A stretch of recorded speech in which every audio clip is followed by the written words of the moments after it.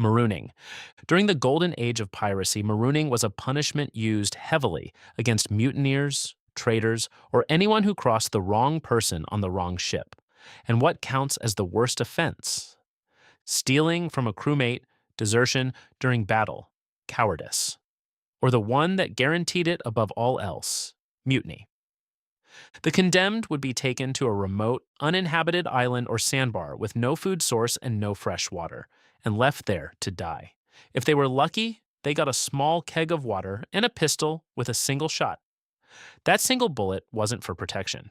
It was considered a mercy, allowing the marooned man to choose a quick death over slow starvation and dehydration. Pirates actually preferred this punishment for a very practical reason. Technically, you weren't killing your prisoner. If you were ever caught and tried, you could argue you left the man alive. The island did the rest. The psychological torture of watching your ship sail away with the slim chance of rescue made marooning one of the most feared punishments in pirate culture.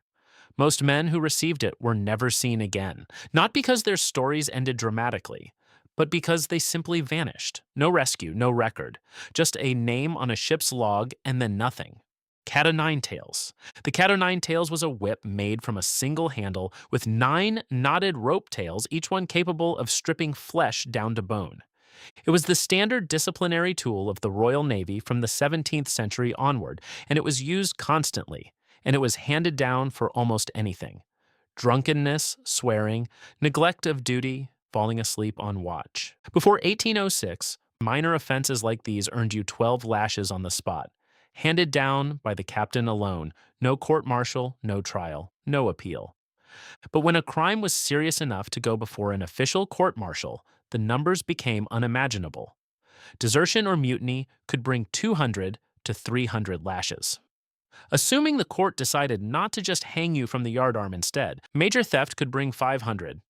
The condemned was stripped to the waist and tied to a grating or a mast with his arms above his head, in full view of the entire crew who were ordered to watch.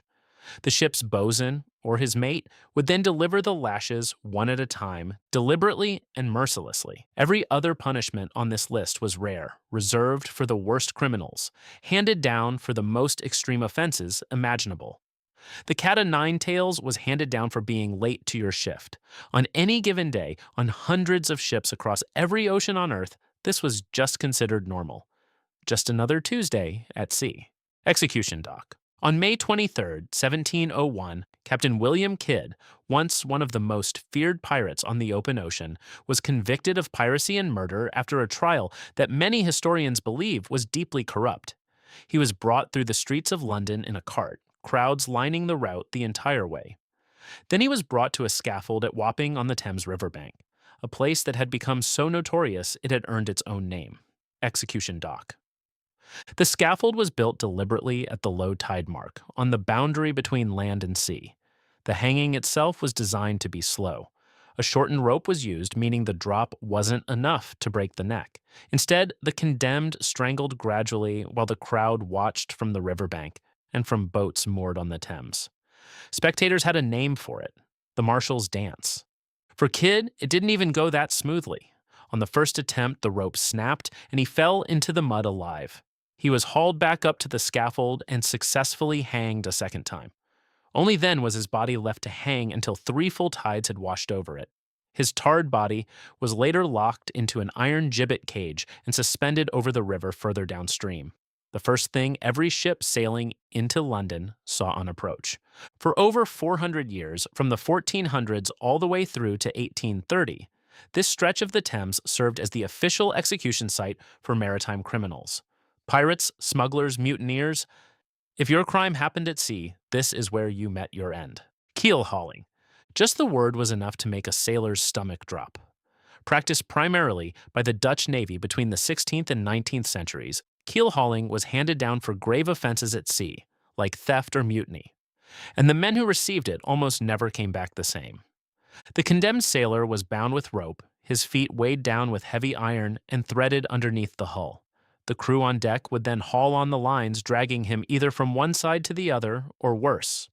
The entire length of the ship from bow to stern, he was pulled directly across a surface completely covered in barnacles, razor-sharp, calcified shells that had been growing on the wood for years.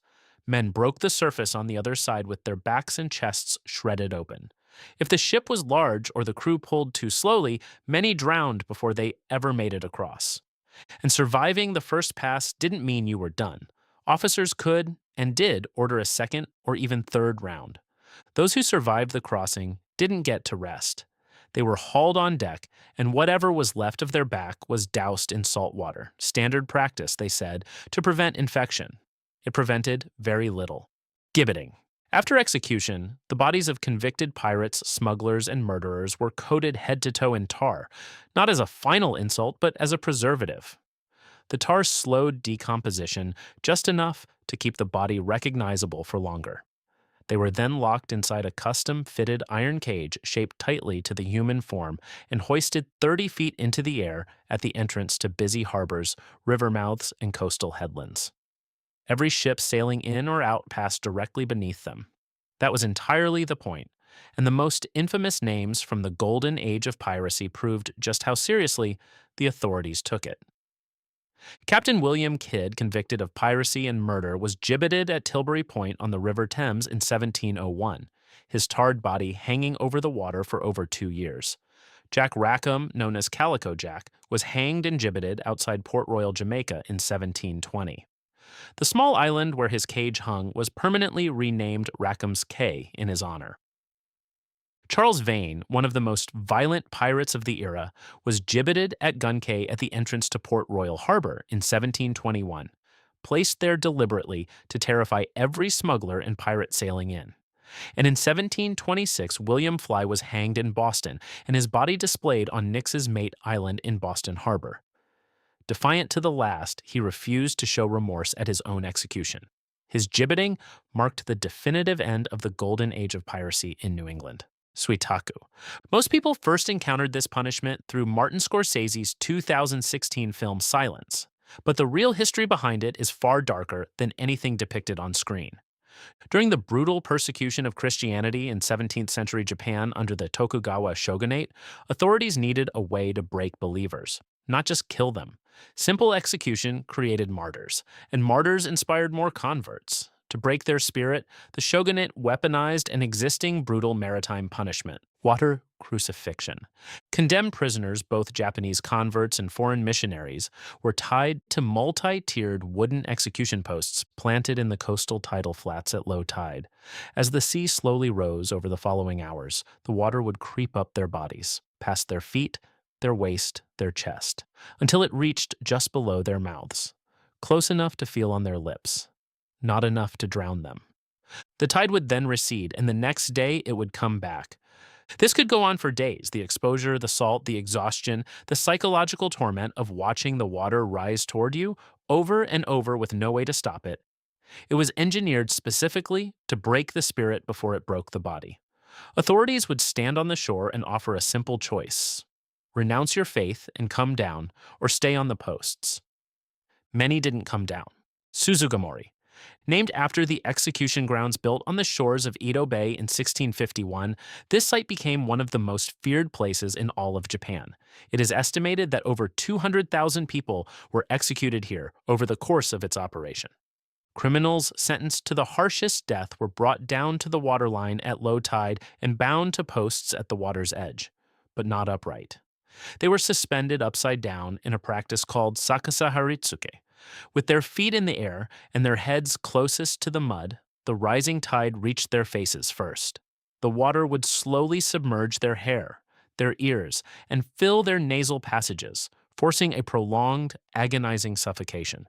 The inversion itself was also deeply deliberate. In Japanese culture at the time, being displayed upside down was considered the ultimate form of public humiliation, a signal to everyone watching that this person was beneath contempt. The punishment wasn't just physical, it was designed to strip the condemned of every last shred of dignity before the tide finished the job. The Poena Cullei, 101 BC, Rome. A man named Marcus Publicius Malleolus was convicted of murdering his own mother. The judges had deliberated, and they had decided that a standard execution simply would not do. He was stripped and beaten with blood-red rods. A wolf skin bag was pulled over his head, and wooden clogs were nailed to his feet to isolate him from the earth. Then he was sewn, alive, into a large ox leather sack and cast into the Tiber River. While Malleolus went into the water alone, later Roman emperors would evolve this nightmare into something even more twisted. By the 2nd century AD, authorities began adding 4 live animals into the sack with the condemned: a dog, a rooster, a viper, and an ape.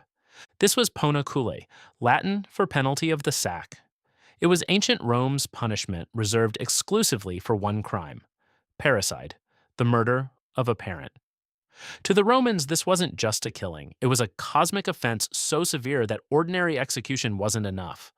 In the darkness of that sealed sack, sinking into cold water with 4 panicking animals, the dog biting, the snake striking, all of them desperately clawing for a way out, death came from whichever arrived first: drowning, animal attack, or both simultaneously.